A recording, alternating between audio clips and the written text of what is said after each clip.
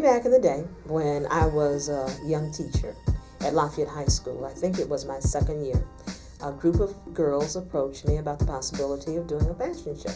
Just a little short mini fashion presentation for a talent show that was happening at Lafayette High School, and I agreed to do it.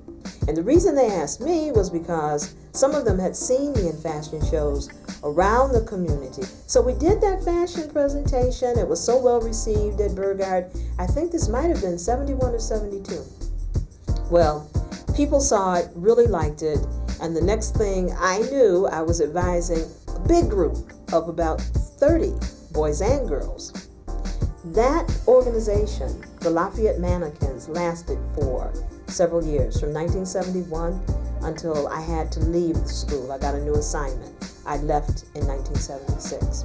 And during those years, the club grew to about 75 boys and girls who not only did fashion shows in terms of modeling, but they could do a lineup for a show, they could organize for a show, they could design a show based on a theme, they could do makeup, they could do lighting, they could do staging, they could even go downtown, and the students were so good and adept and professional at doing what we had to do. There were times when I didn't even have to go downtown or make the phone call.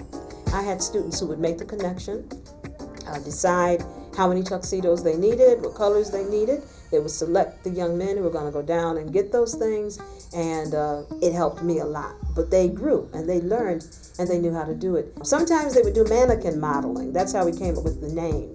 You know, the mannequins you see in the store windows?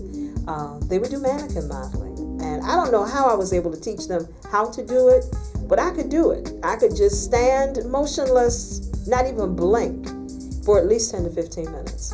And these girls and guys learned how to do it. And sometimes they would do modeling in that way, standing in a department store window.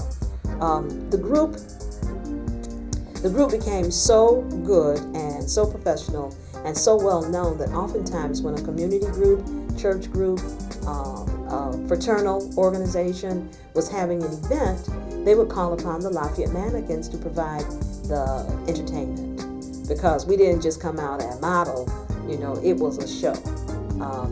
And oftentimes I would be the one to do the commentary. And a good commentator, and I was pretty good, a good commentator is supposed to make you feel you're in some other place. You're not in that church, or you're not in that hotel room. You're in some other place. And I would do the commentating, and the young people would do the modeling and the dancing and the mannequin workmanship. And these presentations became very popular. The word spread that we could do presentations and that these students were really good. And they were. It was a lot of fun. And when I had to leave Lafayette High School, I missed it, and the children did too, and so did the community. It existed when it needed to. It was fabulous fun, and it was a good way for children to grow and to learn.